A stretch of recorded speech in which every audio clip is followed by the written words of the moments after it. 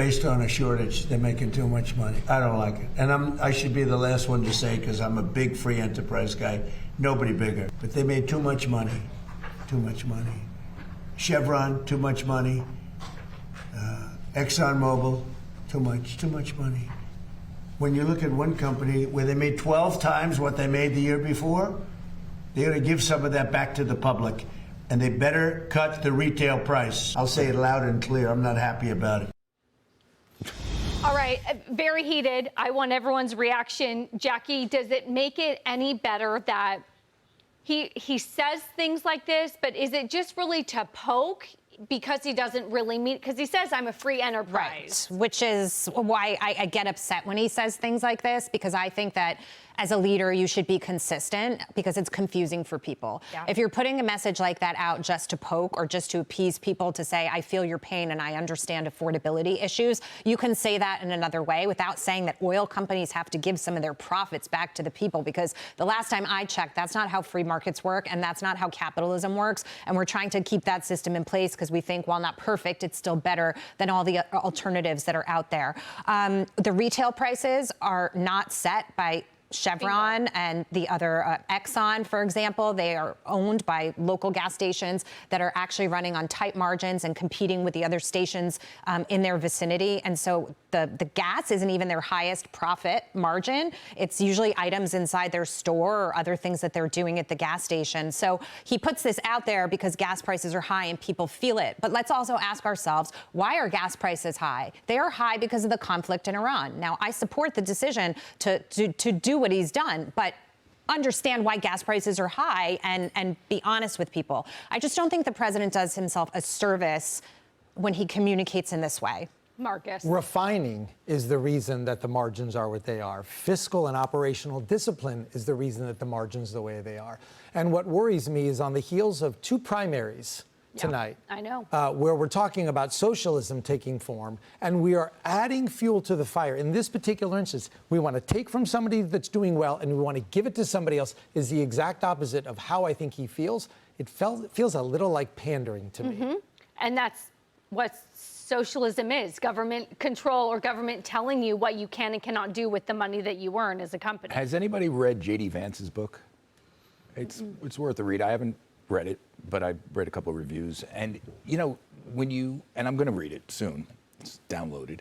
But part of his whole mantra is the notion of a sort of, almost not socialism, but a more government-based sort of economy that helps the public good. It's veering, it's almost kind of a, I don't want to say a right-wing wokeism, but it gets in that genre. And that is the debate you're seeing on a lot of issues in the Trump administration. When you see the back and forth in Iran, you know, it's between this J.D. Vance faction, which believes in a more holistic, he's a devout Catholic now, and sort of a government taking control of things to make the world a better place. Almost like that's a little like, you know, FDR-ish, maybe Richard Nixon more than FDR. And, you know, the free marketeers, the Scott Bessents, the Marco Rubios. That's the debate you're seeing here. And it's playing out with the president. Now, you just so you know, the president is not the most exact speaker. I understand that. One of the most crude. I mean, he does speak, you know, what comes in his head comes out his mouth. It could often be crude. But it lays the foundation. But he doubled down and said, let me be clear. To say, see, tell the companies what to do. Give the money back. On top of this added layer, Lydia, we're getting headlines. Iran reportedly is weighing allowing some countries in Europe to clear mines in the Strait of Hormuz. That would be a big boost, I think, if we finally got that. I think helping to resolve the Strait of Hormuz issue. The move would give shipping and insurance industries, obviously, some much-needed third-party assurance that the strait is safe.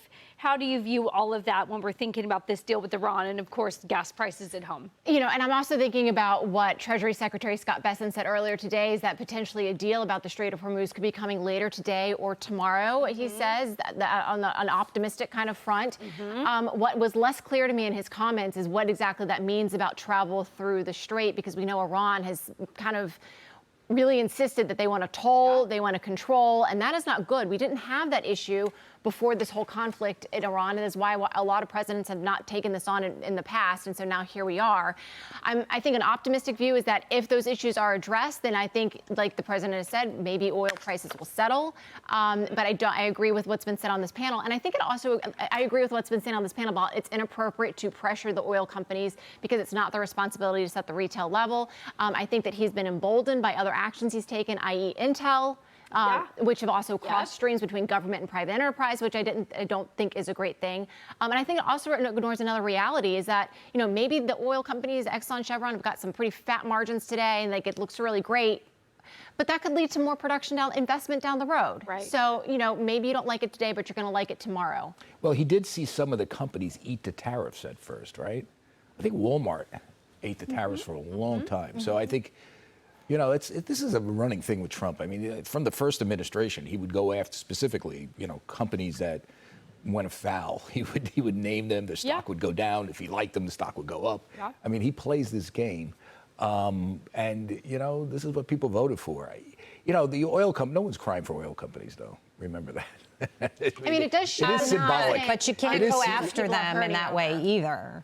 And also, I don't think anybody because he's making it sound like the companies and the gas stations are price gouging people, and that nothing else is happening. He didn't mention the entrepreneurs at the gas stations. He mentioned those are the owners of the no, but he mentioned the companies, and he said like gas, Joe Blow from the. They better cut the retail price. Well, he means they. Who do you think they is? The oil companies. But they don't control the retail price. But he doesn't think that way. I mean, it's just this is just the devil's in the details. Yeah. and I don't want to get too complicated, but big bad oil companies aren't evil when they're in every portfolio, every pension fund, and they're doing share buybacks and dividends, and we've all benefited from the reinvestment. I'm just saying that this guy's been doing this now for how many years? A while. Yeah, a while. I mean, are you surprised by that? No. I was just waiting for him to do it. I thought he would go after traders, like, the commodities traders. The speculators. For the speculating at first, but he went right to tomorrow he went right for the oil companies. I mean, I will say WTI and Brent, we're all below 80. We'll have to see if Europe starts clearing out mines in that strait, if that ends up being a big thing or not, and how sort of that relates to oil and then gas That'll prices take us to at 60. the pump. That'll take us in the 60s if that happens. Yeah, I mean, we'll see. For now, a couple outlets are reporting it, and we'll see if Iran sort of lets that go through or if they, in return, require control over the strait. Well, the crazy thing is they're still coming out, the Iranians, and saying, we're not talking, there are no talks, nothing's happening. So that's the part that frustrates me. The only positive, I think, is that Bessent said that. I mean, when I hear Scott Bessent speak, I really do put trust in that. But I keep hearing the same headline. Oh, we're going to bomb them tomorrow. We're going to, destroy them. Nobody pays attention anymore. And now that's why the market's up 800. Yeah. 928 if you're Jackie and you follow the Dow, Marcus.